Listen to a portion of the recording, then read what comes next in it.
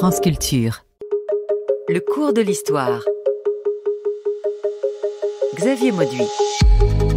Rollons à fond la caisse. Quand tout renaît à l'espérance et que l'hiver fut loin de nous, un viking fonde la Normandie, sous le beau ciel de notre France. Quand le soleil revient plus doux, comment expliquer le succès de cette implantation scandinave en Normandie quand la nature est reverdie?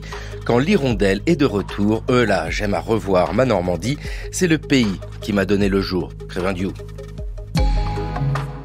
Rollon eut un soir une étrange vision.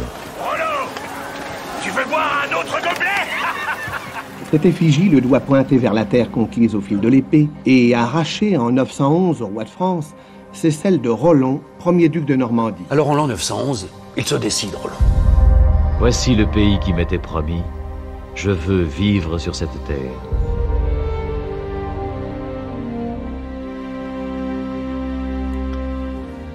Pierre Bauduin, bonjour. Bonjour Xavier Mauduit. Vous êtes professeur d'histoire médiévale à l'université de Caen Normandie. Et avec vous, nous allons comprendre comment les Normands ont réussi à s'implanter dans cette région. Déjà, à quel moment commence-t-on, quand on se trouve du côté de la Seine, à voir arriver des gens venus de loin, des Normands? Alors les premières attaques des Vikings sont attestées contre le royaume franc à partir de la fin du 8e siècle, mais véritablement la première expédition qui est premier signalement, je dirais, de Vikings, on le rencontre dans les annales royales franques vers 820. Et puis ensuite, à plusieurs reprises, dans le courant des années qui suivent, surtout après 840, 841, les Vikings remontent la Seine jusqu'à Rouen, dont qu'ils incendient en partie, et ensuite donc à différentes reprises, à multiples reprises, je dirais, dans la deuxième moitié du 9e siècle. Ça va très vite, cette histoire-là, quand on regarde la chronologie, parce que on est sur un siècle, on va dire. Environ un siècle, si on considère que tout est terminé en 911, ce qui n'est pas le cas en fait. La période viking s'étend au-delà quand même de 911. Mais c'est vrai que dans la vision traditionnelle un peu de l'histoire en France, ça se termine avec l'installation de Rollon. Mais c'est pas tout à fait le cas quand même. Voilà, vous nous dites qu'en 820, sans doute, on voit arriver ici des navires que l'on ne connaissait peut-être pas trop, des gens qu'on ne connaissait peut-être pas trop. D'ailleurs, quand on est dans la vallée de la Seine au 9e siècle, où sommes-nous en fait? C'est quel territoire, quelle entité contrôle ce monde-là? Alors on est ici dans l'Empire franc, l'Empire franc qui est à ce moment-là, dans les années 820, dirigé par l'empereur Louis le Pieux depuis 814, qui est le fils de Charlemagne. Et on est dans cette région qu'on appelle la Neustrie. Alors la Neustrie à l'époque carolingienne, ça désigne le territoire entre la Seine et la Loire. D'accord, ok. On a tout ce vaste territoire qui fait partie du royaume franc. C'est cet empire de Charlemagne dont il reste quand même énormément de choses. On est en 820, Charlemagne est décédé en 814. Donc oui. Voilà, c'est très récent. Oui, alors l'empire reste maintenu sous le Pieux, mais on va avoir sous le règne de Louis le Pieux différentes crises qui sont liées à des problèmes de succession qui s'annoncent et qui annoncent ultérieurement le partage de Verdun en 843, qui voit trois blocs, si vous voulez, la Francie occidentale, la Francie orientale et puis ce qu'on appelle la Francia Media. Est-ce que ces crises peuvent expliquer l'arrivée des Vikings? Parce que les Vikings ne vont pas s'aventurer là où c'est difficile non pas s'implanter, mais enfin en tout cas d'amener ces navires. Alors ça l'explique pas, mais ça le facilite. Ça facilite le mouvement viking. Les raisons du mouvement viking, elles sont très très compliquées. Il n'y a pas une seule cause simple, mais il y a un faisceau de raisons qui tiennent à l'essor des échanges entre les pays riverains des mers septentrionales, qui tiennent également à l'évolution du monde scandinave. Je ne vais pas rentrer ici dans le détail de ces raisons qui sont d'ailleurs très très discutées. Mais c'est vrai que les conflits internes au monde franc, surtout dans les années 830, 840, à un moment où on a une crise grave entre Louis le Pieux et plusieurs de ses fils, et plus forte raison ensuite, à l'issue après la mort de Louis le Pieux, quand on a des conflits entre les fils de Louis le Pieux, hein, ça provoque un contexte qui est favorable, je dirais, à ces assauts des Vikings, sans les expliquer pour autant. De qui parlons-nous d'ailleurs? Parce que ce mot viking, nous l'employons, vous l'employez. Pierre Baudouin, vous êtes d'ailleurs l'histoire de plusieurs ouvrages autour des vikings. Il y a les vikings, que sais-je, mais l'histoire des vikings, des invasions à la diaspora. C'est un mot que l'on utilise de manière courante, mais qui ne désigne pas bien souvent ce que les représentations lui ont associé. Qu'est-ce qu'un viking? Alors, un viking, d'abord, première chose, je crois qu'il faut éviter une erreur qu'on retrouve souvent, c'est les Vikings, c'est pas un peuple. Les Vikings, ça désigne à l'origine donc des Scandinaves qui sont partis loin de chez eux à la recherche de la richesse, hein, par le biais du commerce, par le biais de la piraterie, en exigeant des tribus, hein, qui sont des guerriers, des marchands qui vont en expédition viking, hein, parce qu'il y a en fait il y a deux termes, il y a la viking qui désigne l'expédition menée loin de chez soi pour acquérir des richesses, et puis le viking qui pratique ce genre d'expédition. C'est un métier, quoi. C'est une activité qui, alors tous les Scandinaves ne sont pas des Vikings, et je dirais inversement, tous les Vikings ne sont pas forcément des Scandinaves. Oui, parce que quand on parle de Scandinavie, on évoque d'immenses territoires, et là aussi, c'est la diversité qu'il faut peut-être mettre en avant dans ce monde-là. C'est pas uni. Il y a des traits communs, bien sûr, qui forment une identification, mais ils peuvent venir sur des territoires très vastes, d'horizons différents. Oui, alors déjà le monde scandinave est très vaste, hein, entre la Norvège, la Suède, le Danemark, les distances sont très importantes. Effectivement, on a un certain nombre de différences d'une région à l'autre, même s'il y a des traits communs entre ces différentes populations. Et Rollon, lui, vient de Norvège. Rognvald, le duc de Mor, était le plus ferme soutien du roi Harald, et ce dernier le tenait en haute estime. Rognvald avait épousé Hilde, fille de Rolf Nefja. Ils eurent pour fils Rolf et Thorir. Rolf, qui était un redoutable viking, guerroyait souvent sur les rives orientales de la mer Baltique. Un été, comme il rentrait d'une expédition, il accomplit un coup de main dans le Vik. Le roi Harald, qui se trouvait alors dans cette région, laissa éclater sa colère, car il avait rigoureusement interdit de se livrer à des pillages à l'intérieur du pays. Au cours de la réunion de l'Assemblée, le roi proclama qu'il bannissait Rolf de Norvège. À cette nouvelle, Hilde, la mère de Rolf, alla trouver le roi et lui demander grâce pour son fils. Mais Harald était si courroucé que la requête de Hilde n'eut pas de succès. Thomas Beau dans le cours de l'histoire qui nous expliquait comment Rollon a été banni de Norvège. Pierre Baudouin, déjà, on peut peut-être s'arrêter sur les sources, parce que la question des sources est fondamentale pour saisir ce qui se passe. Nous essayons aujourd'hui dans le cours de l'histoire de comprendre comment est née la Normandie, ce territoire français donné aux Normands. Les sources, qu'est-ce qu'on vient d'entendre ici? Ce sont des sources qui viennent d'où? Alors là, ce que l'on vient d'entendre, c'est un extrait de la Heimskringla, c'est-à-dire l'histoire des rois de Norvège, qui a été rédigée par Snorri Sturluson, alors qui est peut-être le plus grand des auteurs islandais, qui est né vers 1179 et qui meurt en 1241. Et donc qui écrit cette Heimskringla dans les années 1220. 1220, c'est-à-dire qu'on est ici plus de 3 siècles après la fondation du duché de Normandie, ce qui évidemment pose un problème, et ce qui est le problème d'une partie des sources scandinaves, enfin d'une grande partie des sources scandinaves qui nous sont parvenues, c'est-à-dire que beaucoup ont été rédigés bien plus tard, hein, bien ultérieurement à la période viking, c'est-à-dire l'essentiel des textes narratifs date des 12e, 13e, voire 14e siècles. On a quelques sources scandinaves contemporaines écrites, des textes runiques, par exemple, ou des poésies skaldiques. Mais encore, ces poésies skaldiques nous ont été transmises par des manuscrits ultérieurs. On a surtout de l'archéologie pour le monde scandinave et pour d'autres territoires où se sont implantés les Vikings. Il n'y en a pas beaucoup en Normandie. En revanche, ça faudrait y venir. Et voilà pour le monde scandinave. Pour ce qui est de la fondation du duché de Normandie proprement dit, en fait, on a pratiquement aucune source contemporaine. On en a très peu.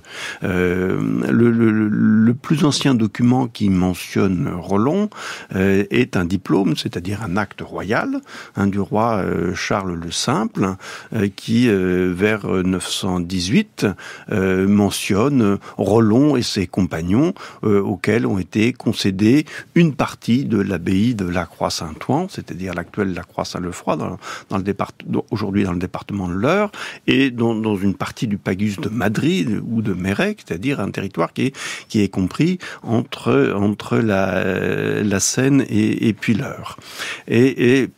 Alors le texte ajoute pro tutela regni, pour la protection du royaume. Ça c'est je dirais le plus ancien document contemporain de la fondation du duché de Normandie et de Rollon lui-même, et le premier à mentionner Rollon.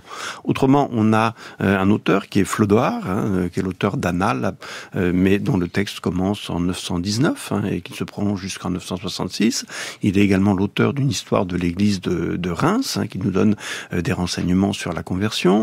On a également deux lettres, une lettre d'Hervé, archevêque de Reims, et puis une autre lettre du pape Jean X, deux lettres entre 914 et 922, qui nous donnent des informations sur la conversion des Normands. On a un texte un peu plus tardif, qui est la complainte sur la mort de Guillaume Longuepée, Guillaume Longuepée, qui est le fils de Rollon, qui est assassiné à la fin de l'année 942, donc le texte est un peu postérieur. Mais notre source principale, c'est Dudon de Saint-Quentin, donc Dudon de Saint-Quentin, qui est un auteur d'origine picarde, qui s'est mis au service des ducs de Normandie, Richard Ier, puis Richard II, et qui écrit une Historia Normanorum, une histoire des Normands, donc elle est connue sous plusieurs titres. On va garder ce titre-là, c'est le plus simple. Il est l'auteur d'une Historia Normanorum, une histoire des Normands, qu'il rédige à la demande de Richard Ier, qui est duc de 942 à 996, qu'il poursuit à la demande de son successeur, Richard II, qui est duc entre 996 et 1026, et donc un récit qu'il achève, que Dudon de Saint-Quentin achève on ne sait pas exactement, mais vers 1015. 1015, c'est-à-dire on est ici un siècle après la mort de Rollon. Donc c'est une source qui est extrêmement précieuse sur les débuts de l'histoire normande, mais c'est une œuvre de commande et il faut donc la lire avec précaution. Eh bien voici Dudon.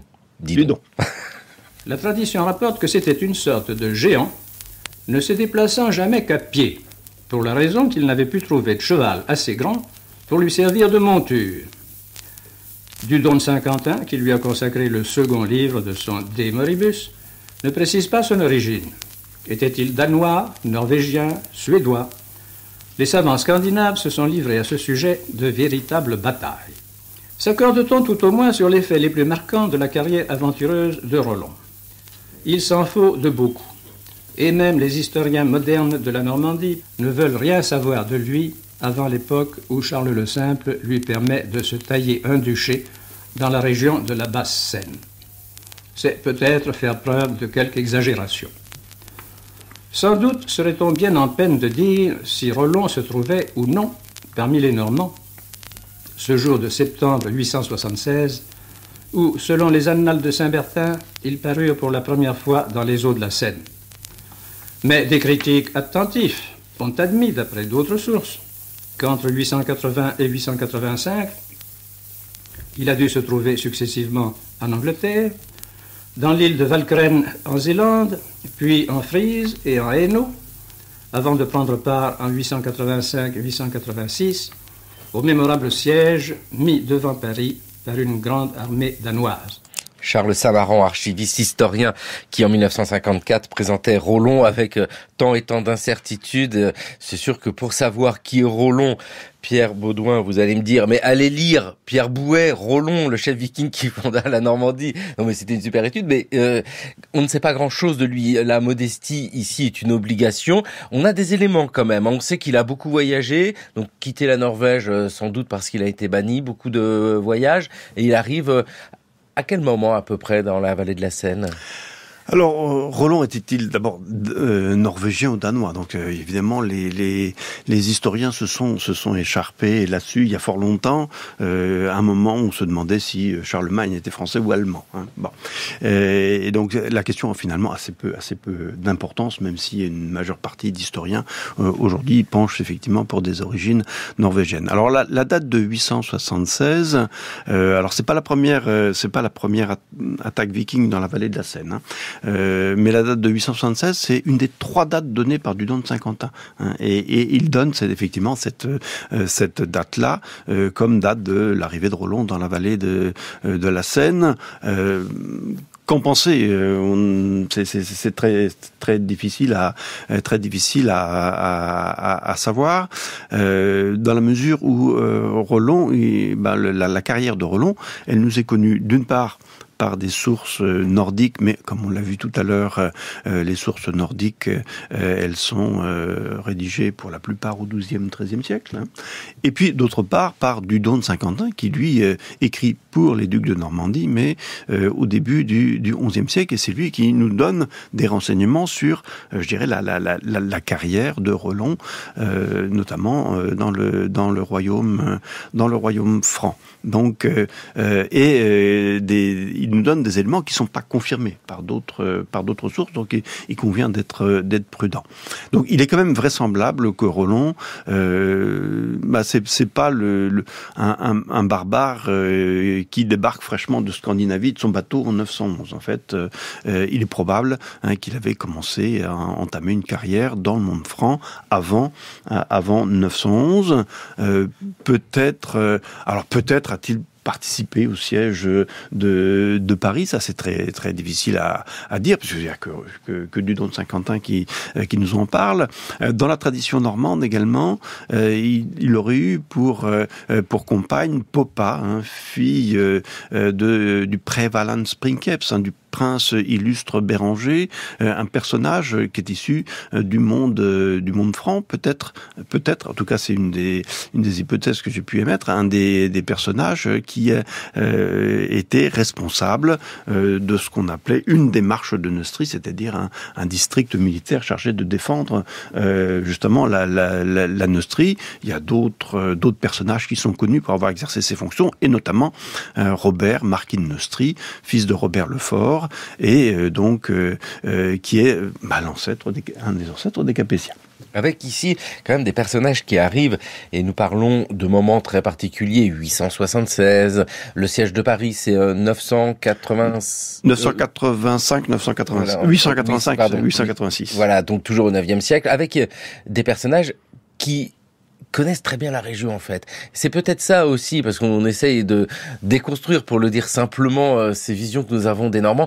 Rollon connaît très bien la région, il connaît les gens aussi. C'est pas juste j'arrive, je me pose, je pille et je repars. C'est pas du tout comme ça que ça fonctionne. Non, d'abord les Vikings en général, ça fait lorsque Rollon s'établit en Normandie, ça fait déjà longtemps qu'ils fréquentent le monde franc par des échanges, par des voyages, par des expéditions de pillage.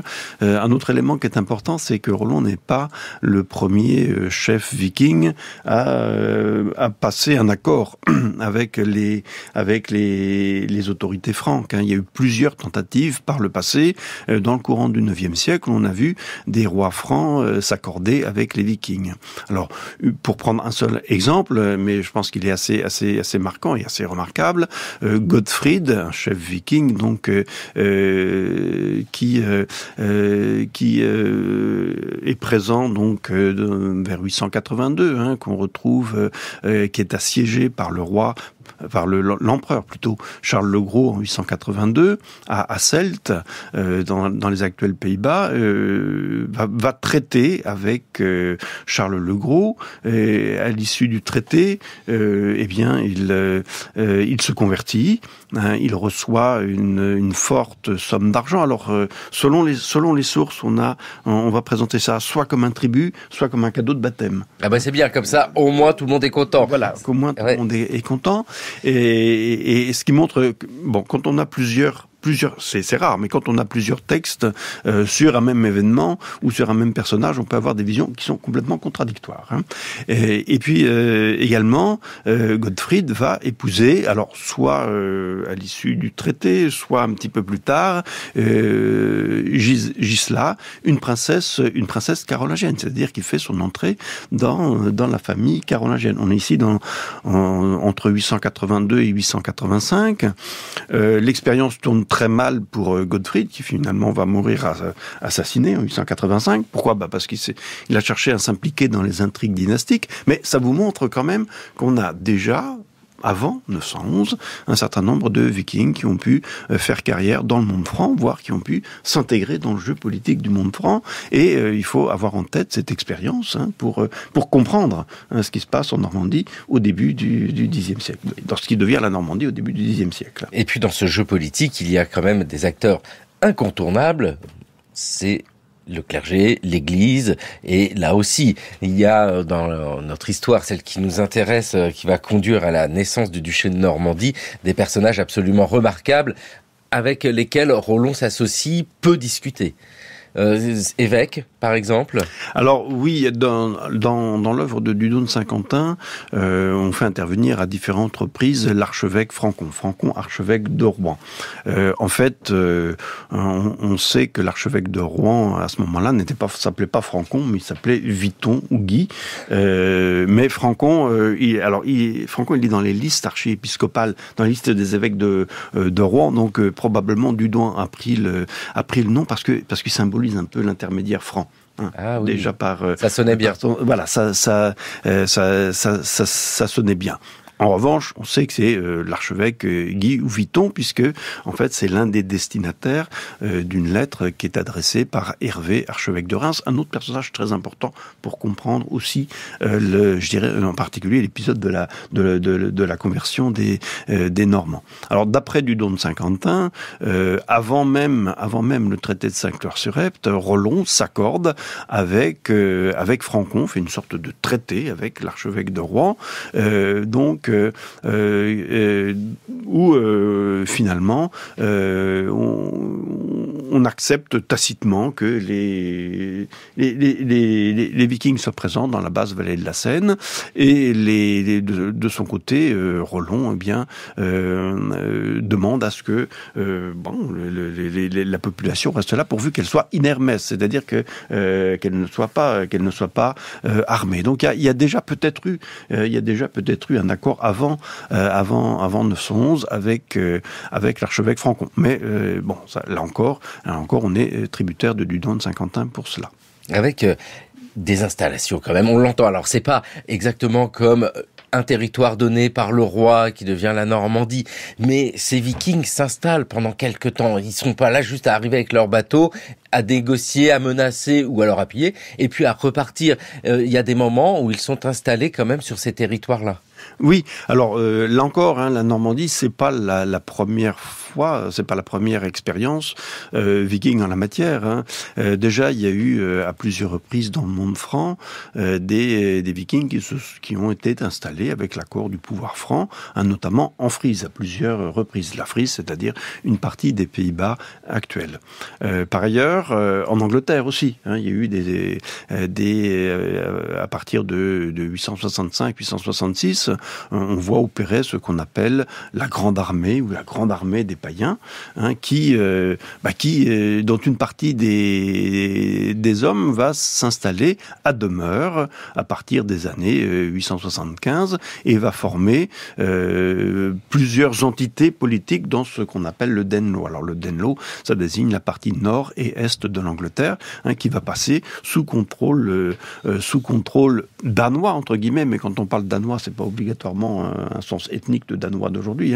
Ça désigne souvent de manière assez générale des Scandinaves. Alors ces entités politiques qui se sont installées dans le Danelaw, qu'on appelle le royaume danois d'Estangli, le royaume d'York ou les cinq bourgs, ce sont des territoires qui vont être conquis ou reconquis, mais il vaut mieux dire conquis par les rois de Wessex, c'est-à-dire les rois qui gouvernent la partie sud et ouest de l'Angleterre, notamment Alfred Ier, et les descendants d'Alfred vont conquérir le Danelaw, ce qui va permettre d'unifier le royaume d'Angleterre. Il faut dire que l'Angleterre du Haut Moyen-Âge n'est pas un royaume unifié. Il y a plusieurs royaumes. La carte de l'Angleterre va sortir complètement bouleversée de cette période, et c'est ce royaume d'Angleterre unifié qui plus tard va être conquis, mais on est au début du XIe siècle ici, par les rois Sven à la barbe fourchue et Knut le Grand. Oui, que des gens au nom qui évoquent tout de suite un autre monde, avec ici Pierre Beauduin, l'originalité, la spécificité de ce qui se passe en Normandie, parce que vous le dites bien, il y a d'autres endroits où il y a eu des traités, des accords, où des Vikings ont pu s'installer, des Normands pour le dire de manière plus large, avec un effet autre que ce qui se passe en Normandie. Il y a vraiment une spécificité normande de ce qui va se passer en 911 avec ce traité de Saint-Clair-sur-Epte. Aujourd'hui, dans le cours de l'histoire, nous sommes avec les Vikings. Rollo, tu veux boire un autre gobelet? Pourquoi pas? Serre-lui un autre gobelet. Il n'a pas encore noyé son chagrin. Qu'est-ce que t'as dit? Écoute-moi, j'ai perdu un de mes fils en combattant pour les chrétiens. Nous avons tous perdu quelqu'un. Un frère, un cousin, un ami. Pourquoi ce serait différent pour toi? Vous devriez savoir qu'il faut pas me provoquer. Regardez-le. Regarde-toi. Il se prend pour Ragnar Lothbrok. Vous en voulez encore? Nous sommes en tête. Ils vont te tuer. Qu'ils essayent.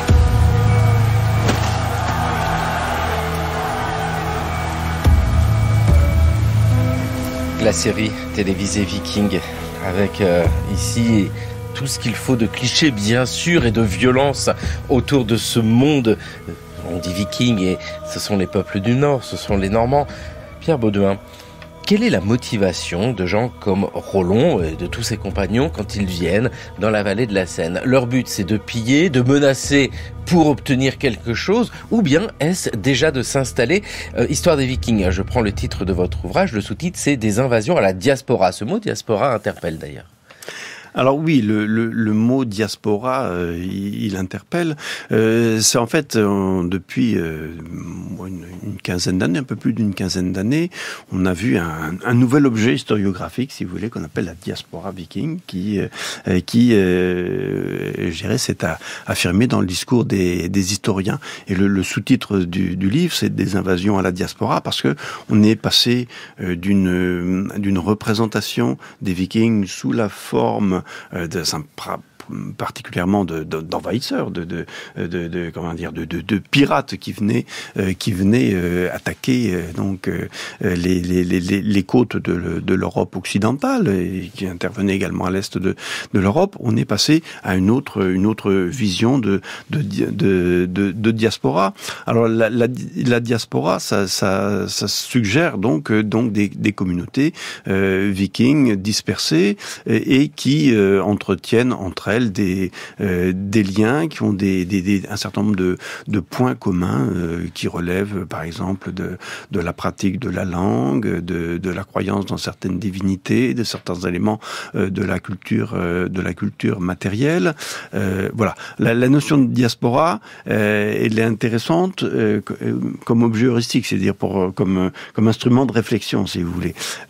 En même temps, on peut se poser la question, et on se posera peut-être la question au cours de l'émission, si la Normandie fait véritablement partie de la diaspora viking, dans la mesure où on a conservé quand même assez peu, au moins sur le plan matériel, assez peu d'influence de la culture nordique. Oui, c'est ce que vous disiez, Pierre Baudouin. Il y a peu de traces archéologiques vikings en Normandie. C'est paradoxal, hein, parce qu'on associe vraiment la Normandie à cet univers scandinave. Et l'archéologie ne nous aide pas tant que ça.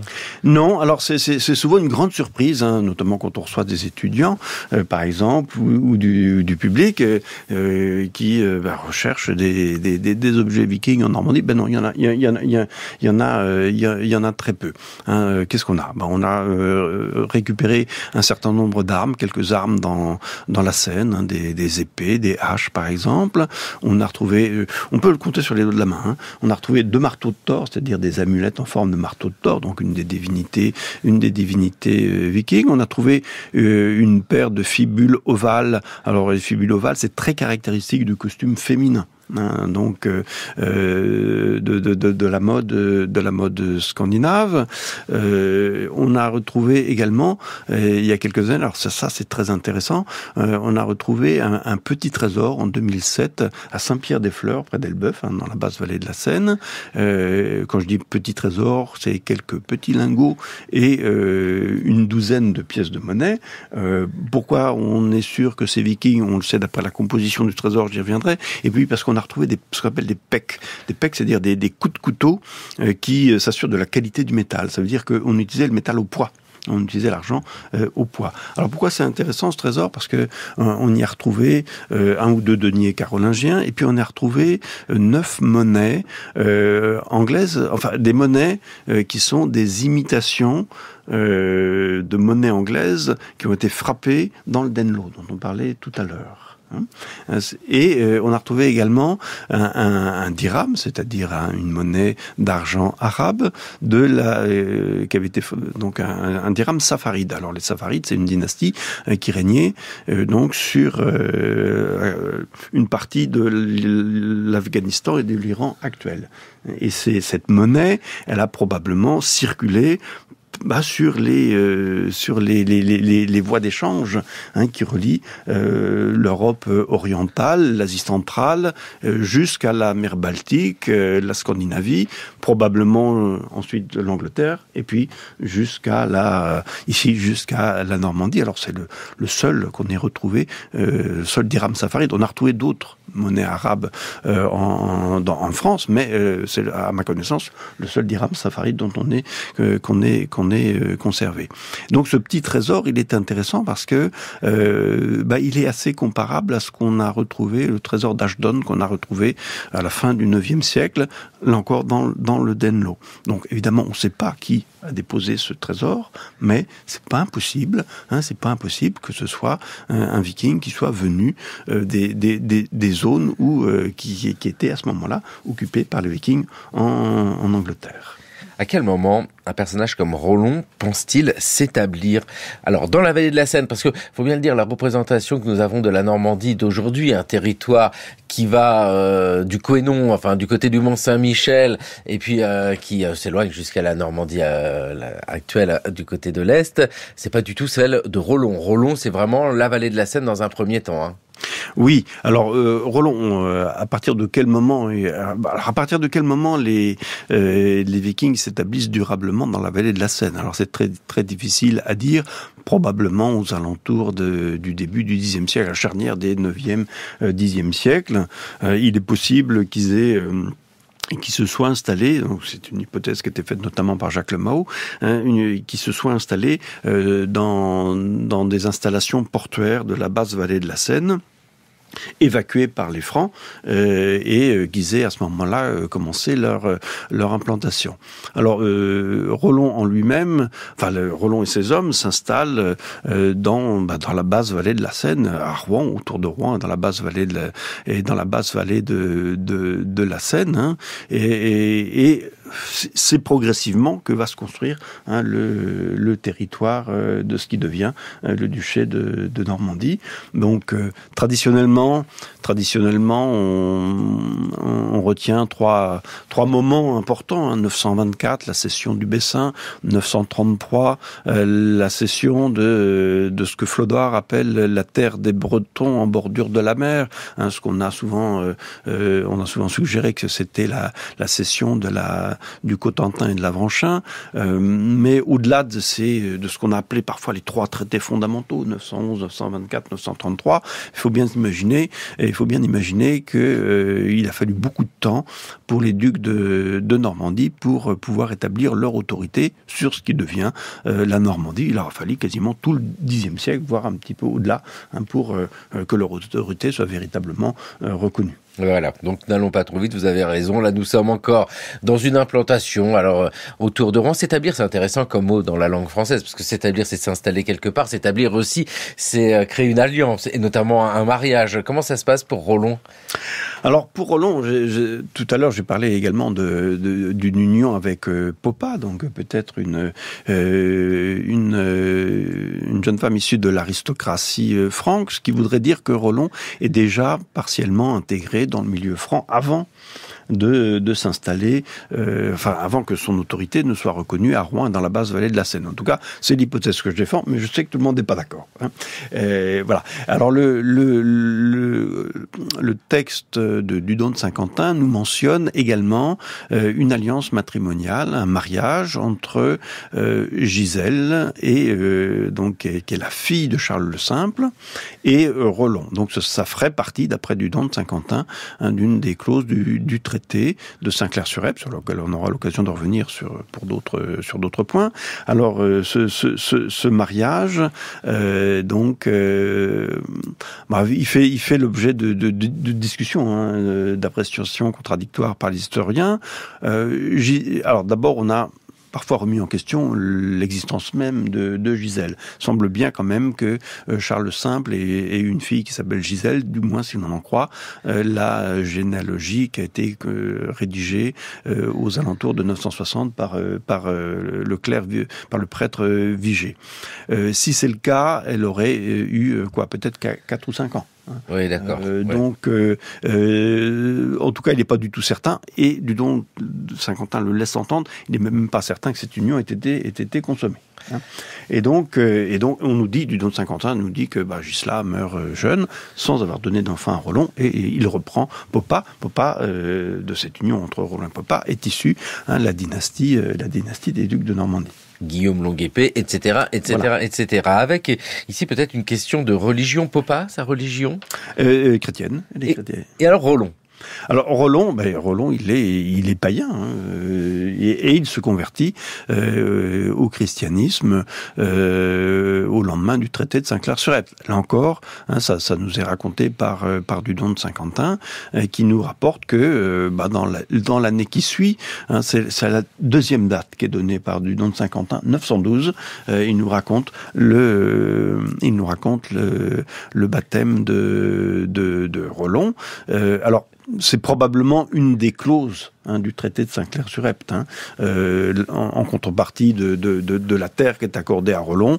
Celui-ci doit assumer la défense du royaume, la tutela regni dont je parlais tout à l'heure, et puis également se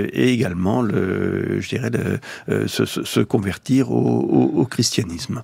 Alors on a un épisode qui est également intéressant, parce qu'on nous dit que le parrain de Rollon à ce moment-là est Robert marquis de Neustrie. Vous savez, un des chefs francs qui avait un commandement militaire en Neustrie, et finalement, sans l'accord duquel, rien n'aurait été possible, parce que le roi des Francs a beau être roi, et il doit quand même partager le pouvoir avec un certain nombre de grands personnages. Or, le plus puissant de ces grands du royaume de Francie occidental, c'est Robert marquis de Neustrie, donc, comme je disais tout à l'heure, un ancêtre des Capétiens. Or, c'est lui qui devient également le parrain de Rollon, et Rollon qui prend comme nom de baptême Robert, le nom de son parrain. Or ce qui est intéressant, c'est que ça on le sait non seulement par Rollon, par Dudon, excusez-moi, mais on le sait également par un document qui est autonome de Dudon de Saint-Quentin, qui est une charte en faveur de l'abbaye de Saint-Denis, une charte de 968, qui un des très rares documents du Xe siècle. On a très peu de chartes, qui parlant de Rollon, parle de Robert. Et à différentes reprises, il est, dans d'autres sources, appelé Robert. Donc ça, on est à peu près certain qu'il a pris le nom de Robert, et sa sœur, Gerlock, enfin sa fille plutôt, Gerlaug, qui elle porte un nom scandinave, va prendre le nom un nom franc aussi d'Adèle, qui est peut-être issu du stock anthroponymique, là, également des Robertiens. Avec ici des personnages qui changent de nom symboliquement, ce changement de nom, ce changement de religion. On voit qu'il y a un tournant très net avec une date à retenir, on le sait bien, c'est 911, le traité. Un double contexte, il y a un contexte scandinave et un contexte franc. Contexte scandinave, on est effectivement au moment du mouvement viking, on en a largement parlé, et les vikings s'installent dans plusieurs régions.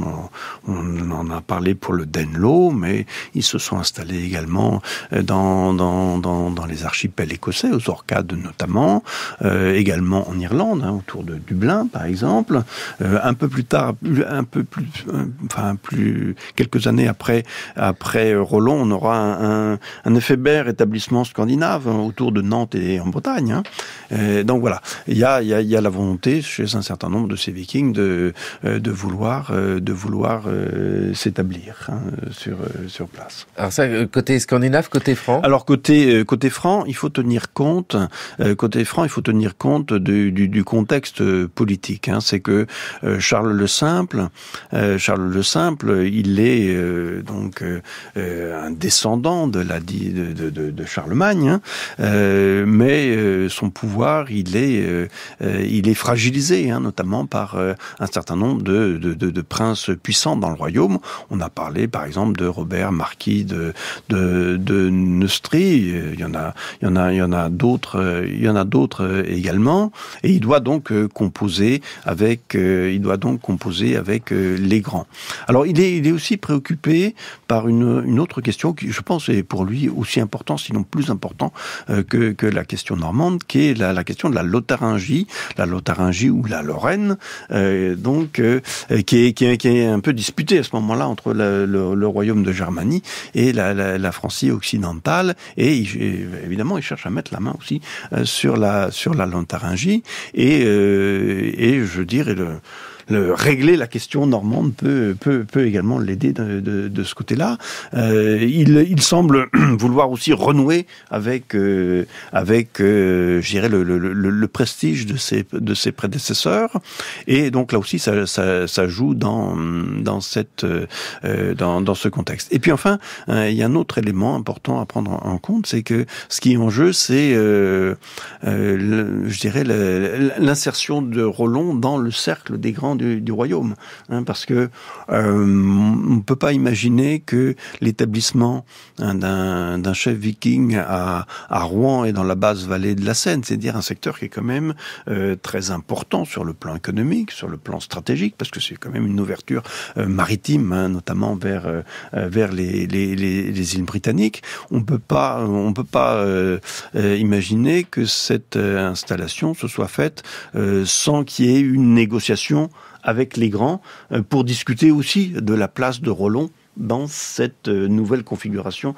du monde franc. C'est-à-dire que c'est un jeu où il y a finalement au moins trois grands acteurs que sont le roi, et c'est lui qui va juridiquement concéder ce territoire à Rollon, Rollon lui-même bien entendu, et puis Robert, marquis de Neustrie, c'est-à-dire le personnage le plus puissant en Neustrie, sans l'accord duquel il aurait été quand même très difficile que cette négociation puisse aboutir. Au traité de Saint-Clair-sur-Epte en 911, le roi des Francs, donc c'est Charles le Simple, Charles III, il donne quoi en fait? Il donne un territoire, mais le découpage lui-même repose sur quoi?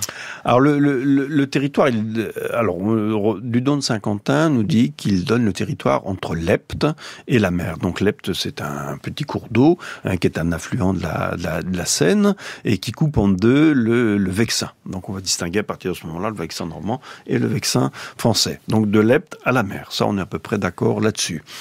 Probablement un territoire qui s'étend jusqu'à eux, puisqu'on sait d'après les annales de Flodoard que eux fait l'objet de conflits conflits, de combats dans les années 920. Alors on sait aussi, d'après le diplôme de 918 également, que ce territoire avait une extension sur la rive gauche de la Seine, puisque le diplôme de 918 nous dit que Charles le Simple a cédé une partie de l'abbaye de la Croix-Saint-Ouen à Rollon et à ses compagnons pro tutela-regni pour la protection du royaume. Voilà, donc une partie, on a un territoire également entre la Seine et puis la rivière Eure. Pour le reste, on ne connaît pas exactement la limite occidentale du territoire qui est concédé à Rollon. Donc qu'est-ce que c'est ? C'est Rouen, la basse vallée de la Seine qui constitue le gros morceau, des territoires également à l'ouest de la Seine, et puis une bonne partie l'essentiel du pays de Caux et jusqu'en gros la Brelle, donc à l'est de la Normandie. Voilà, donc on a une idée on n'a pas une idée très très extrêmement précise du territoire qui est concédé. Flodoard nous dit que qui écrit son histoire de l'église de Reims vers 948-952 nous dit que il a reçu plusieurs pagis maritimes, plusieurs pays maritimes, autour de Rouen. Donc ça coïncide à peu près à cette description. Voilà, Rollon a de quoi s'installer. Rollon, c'est 911, c'est l'époque du traité verbal de Saint-Clair-sur-Epte entre Rollon, Roll le Marcheur, et Charles le Simple. La terre qu'il trouve et qui deviendra la Normandie, c'est un morceau de la Neustrie. Oui, c'était le bassin de la Seine, qu'il avait entièrement pillé, d'ailleurs, il faut le reconnaître, dans lequel il s'était installé. Et à la suite de sa demi-défaite aux alentours de Chartres, il s'est replié. Et c'est là que l'archevêque de Rouen a senti que Rollon était peut-être prêt à planter sa tente. Et il a incité Charles le Simple à traiter avec lui, malgré que Charles le Simple fût absolument opposé à la chose. Mais il fallait se débarrasser de ces Normands qui dévastaient le pays et qu'on ne pouvait jamais vaincre. C'était avant tout des cultivateurs, c'était des paysans.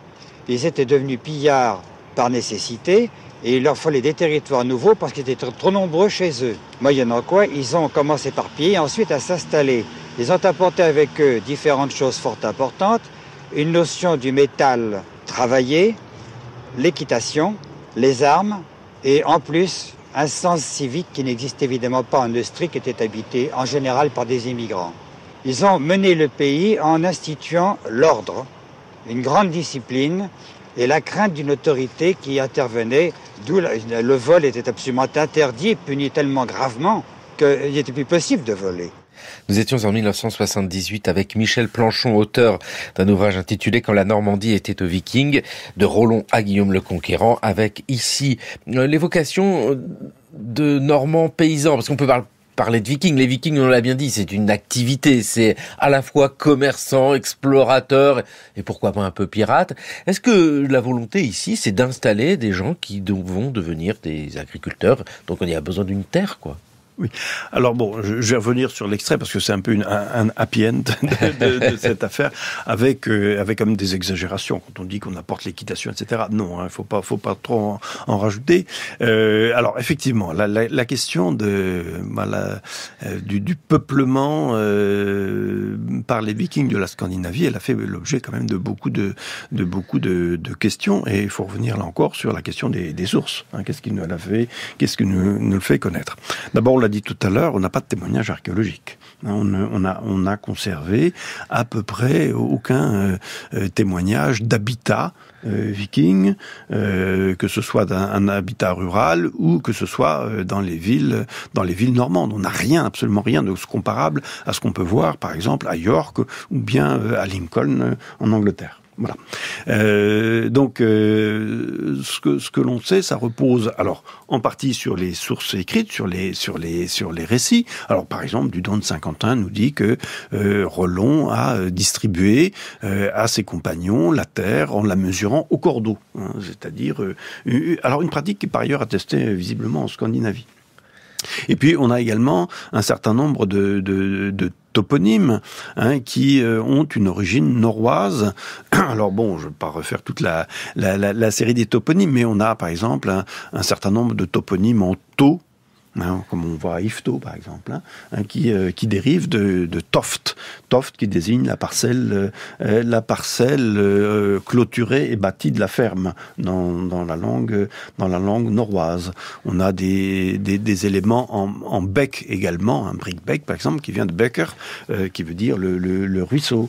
On a également des toponymes hybrides, c'est-à-dire des toponymes ce qu'on appelle des hybrides de Gonneville, c'est-à-dire que c'est une famille de toponymes qui porte un élément roman, villa, qui veut dire domaine rural, et puis un nom, souvent un nom norrois, en général un nom de personne. Et puis on a un certain nombre de termes, par exemple en Tui, qui vient de Tveit et Sar. Voilà. Cela dit, c'est quand même très difficile à partir des éléments toponymiques, d'établir une chronologie de l'implantation.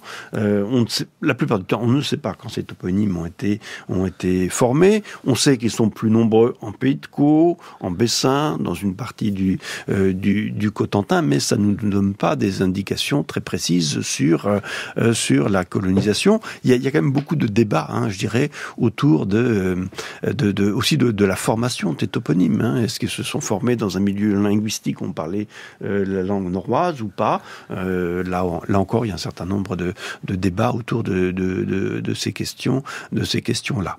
Alors, il est probable qu'il y ait eu un certain nombre effectivement de paysans qui se sont installés parmi les Vikings. Également on a conservé dans le français régional de la langue, dans le français régional de la Normandie, un certain nombre de mots qui ont une origine norroise, alors qu'ils sont intéressants parce que là, on a environ 150 mots qui sont passés de la langue norroise vers la langue d'Oïl. Donc du français régional de la Normandie, voire du français tout court. Le mot flotte, par exemple, ça vient de flotta. Donc ça vient du norrois, le scandinave ancien, quoi. Voilà. Et parce que le latin de flotte, c'est classis, qui n'a pas de postérité de ce point de vue-là. Et donc, si on regarde ces noms, alors ça a été bien étudié notamment par Elisabeth Ridel, si on regarde ces noms, plus de 60% ont trait à du vocabulaire maritime, du vocabulaire lié à la mer et à la navigation. Les haubans, les crabes, voilà, tout. La banquise, paraît-il. Alors, moi, je ne suis pas sûr pour la banquise, mais effectivement, ça fait partie de ces noms. Ça veut dire que ça représente quand même un domaine qui est assez spécialisé. On a peu de termes qui concernent la vie courante. Et alors, parmi tous ces termes, il y a ce nom de Normand qui va donner le nom au territoire, la Normandie. Ce nom de Normand, c'est les hommes du Nord, tout simplement. Oui. Qui l'utilise? Ce ne sont pas eux-mêmes qui l'utilisent? Alors, Normand, il faut... d'abord, ça se retrouve déjà avant la création de la Normandie. Dans les sources franques, pas uniquement franques, on retrouve ça aussi dans un certain nombre d'autres sources des îles britanniques. Les Normannies, effectivement, ça désigne les hommes du Nord. Ça dit simplement les hommes du Nord, et c'est le nom qui va être progressivement aussi adopté pour désigner et également les habitants de la Normandie. Donc là, dans le courant du Xe siècle. Alors parfois c'est difficile de distinguer, dans quelques textes, c'est parfois difficile de distinguer quand on parle de Normandie. Est-ce que ça désigne des hommes du Nord ou est-ce que ça désigne des Normands? C'est pas toujours évident, notamment dans des sources du Xe siècle.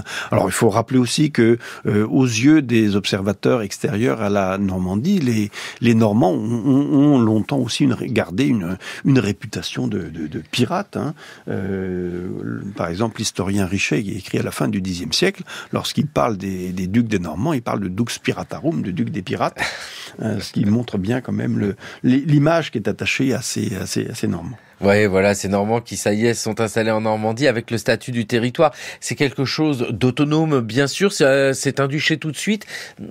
C'est simplement un vassal du roi de France. Alors, le traité de Saint-Clair-sur-Epte montre que, alors avec les réserves que l'on peut avoir sur le texte de Dudon de Saint-Quentin, montre que Rollon devient le fidèle de Charles le Simple. Ça fait à peu près aucun doute, mais qu'il tient la terre en bien fond et en alleu.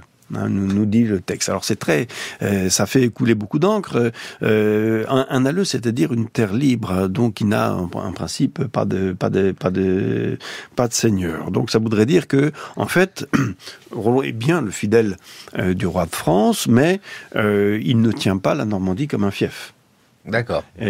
Voilà. Bon, il doit quand même la tutela regni, la protection du royaume. Qu'est-ce que ça veut dire concrètement, d'après le diplôme de 918 la tutela regni, c'est-à-dire qu'il doit défendre le royaume, notamment contre ce qui peut être une des principales menaces, c'est-à-dire d'autres bandes vikings qui pourraient tenter de remonter la vallée de la Seine. Bah oui, parce qu'il est là pour ça quand même. On sent bien que le traité de Saint-Clair-sur-Epte a été accordé en cela avec 911 Saint-Clair-sur-Epte, c'est la vallée de la Seine. Et puis après, faut pas longtemps, faut aller une vingtaine d'années pour que tout le territoire de la Normandie actuelle devienne vraiment normand. Merci vivement à vous, Pierre Beaudoin, d'avoir fondé la Normandie quand même avec nous. Merci. En remontant jusqu'en Scandinavie, histoire des Vikings, des invasions à la diaspora. C'est votre ouvrage chez Talandier. Merci beaucoup à vous. Merci. Prochain épisode dans le cours de l'histoire, mais quand histoire d'une ville comme un very good de tripes, sachant que les meilleures tripes au monde sont les tripes viroises à la mode de Caen. Mais quand commence Caen? Pendant les vacances, je fais rien, je veux rien faire. Je savais pas où aller. Comme j'avais entendu dire à Caen les vacances, je dis bon, je vais aller à Caen. Et puis à Caen, ça tombait bien, j'avais rien à y faire. Je boucle la valise, je vais pour prendre le car, je demande à l'employé, pour quand, quelle heure? Il me dit pour où? Je dis pour quand? Il me dit comment voulez-vous que je vous dise quand si je ne sais pas où? Raymond Devos, un classique dans le cours de l'histoire sur France Culture, une émission réalisée par Thomas Boac, aujourd'hui la technique Ludovic Auger, émission préparée par Jeanne Copet, Jeanne Delecroix, Raphaël Laloum, Maël Vincent Randonnier et Maïwen Guizou. Le cours de l'histoire écouté à podcaster sur franceculture.fr et l'appli Radio France.